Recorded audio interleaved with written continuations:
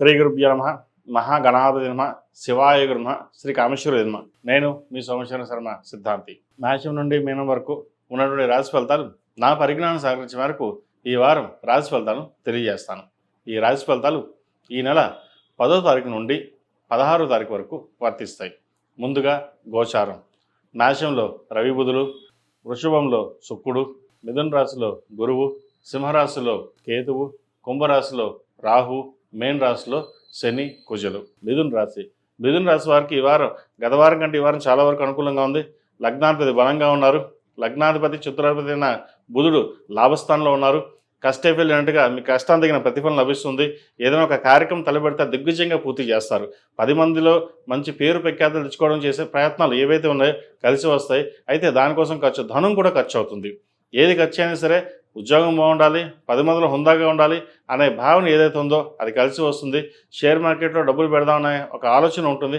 వాటికి దూరంగా ఉండడం, ఏదైనా డబ్బు ఉంటే కనుక ఫిక్స్డ్ డిపాజిట్ చేయడం, ఇన్వెస్ట్మెంట్ చేసుకోవడం, ల్యాండ్స్ కొనుక్కోవడం లేదా బంగారం ఇటువంటి వాళ్ళు ఇన్వెస్ట్మెంట్ చేయండి. అది తప్ప వేరే ఇన్వెస్ట్మెంట్ జోలికి వెళ్లకుండా ఉండడం చెప్పదగింది. అప్పుకు దూరంగా ఉండడం, ఇవ్వడం దూరంగా ఉండాలి, తీసుకోవడం కూడా దూరంగా ఉండాలి.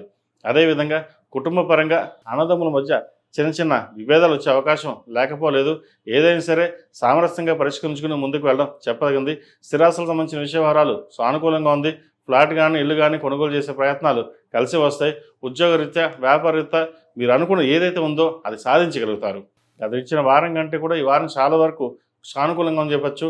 ప్రభుత్వ రంగంలో ఉన్న వారికి మంచి అవకాశాలు కలిసి వస్తాయి. వచ్చిన అవకాశాన్ని సద్వినియోగపరచుకోండి. తద్వారా మంచి ఫలితాలు సంప్రాప్తిస్తాయి. విద్యార్థులకు కాలం అనుకూలంగా ఉంది. దూర ప్రాంత ప్రయాణం కలిసి వస్తాయి. ఎవరైనా విద్య కోసం విదేశాలకు వెళ్ళాలనుకుంటే జర్మనీ కానీ, యూకే కానీ, ఆస్ట్రేలియా కానీ ప్రయత్నాలు చేయండి, సఫలీకృతం అవుతుంది. అదేవిధంగా ప్రభుత్వ ఉద్యోగం కోసం ప్రయత్నాలు చేస్తున్న వారికి రాత పరీక్షల్లో చాలా కష్టపడవలసి వస్తుంది. కష్టం తగిన ప్రతిఫలం ఉంటుంది. అడ్మినిస్ట్రేషన్ రంగంలో ఉన్న వారికి, సాఫ్ట్వేర్ రంగంలో ఉన్న వారికి అనుకూలంగా ఉంది. రియల్ ఎస్టేట్ రంగంలో వారికి అంత అనుకూలంగా లేదు. అదేవిధంగా చిరుస్థాయి వ్యాపారస్తులు కూడా అంతంత మాత్రంగా ఉంటుంది. ఈ వారం లాభాలు వస్తాయి, ఖర్చులు కూడా అదే విధంగా ఉంటుంది. ఖర్చు పెట్టేటప్పుడు 1-2 సార్లు ఆలోచించి ఖర్చు పెట్టుకోవాలి. ప్రస్తుతం ఉన్న పరిస్థితుల్లో ఎంతవరకు ఖర్చు చేయొచ్చు అనే దాని మీద ముందుకు వెళ్ళాలి. ఆలోచన విధానాన్ని మార్చుకోవాలి. అదేవిధంగా వివాహాల శుభకార్యాల విషయంలో ఒక సంబంధం కుదురుతుంది. ఎప్పటి నుంచో వివాహం ప్రయత్నాలు చేస్తున్న వారికి ఈ వారం మంచి అనుకూలమైన పరిస్థితులు గోచరిస్తుంది. మంచి సంబంధం కుదురుతుంది. ఆరోగ్యరీత్యా కూడా ఎటువంటి ఇబ్బంది లేదు. చిన్న చిన్న ఆరోగ్య సమస్యలు ఉంటే సమస్య పోతాయి. ఏదైనా సరే సృజనాత్మకంగా మీరు ఆలోచించి తీసుకునే నిర్ణయాలు ఏవైతే ఉన్నాయో లాభపడతారు. మీ సొంత నిర్ణయాలు మీకు యోగిస్తాయి. అదేవిధంగా 10 మంది సలహాలు తీసుకోండి, కానీ పాటించడం మీ వంతుగా కావుంటే మీరుగానే ఆలోచించుకుని ముందుకు వెళ్ళండి. మంచి ఫలితాలు ఉంటాయి. అదేవిధంగా భూ సంబంధించిన విషయవహారాలు, స్థిరాస్తులకు సంబంధించిన విషయవహారాలు, కోర్టుకు సంబంధించిన విషయవహారాలు సానుకూలంగా ఉంది. కోర్టులో ప్రత్యర్థులు మిమ్మల్ని ఓడించాలని ట్రై చేస్తారు.